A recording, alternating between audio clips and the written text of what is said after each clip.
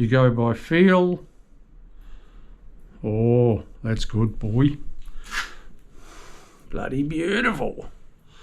Give that a little bit there. Nice.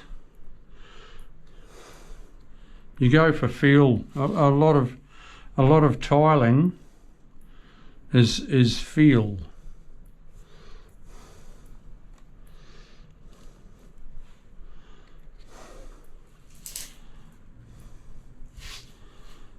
And there we have one niche done. When I go around there, see, I don't know if you can see, but there's a few little fine chips when I was cutting on the grinder, but that's nothing. And there's a bit of a gap there, that's nothing, because you just silicone it out. All helps to waterproof it. You've got one beautiful niche. And the owners are always tickled pink when you give them a nice niche.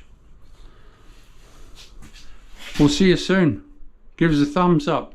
Write us a comment. Lean in, everyone, because there's heaps to learn. I've been doing this for 35 years and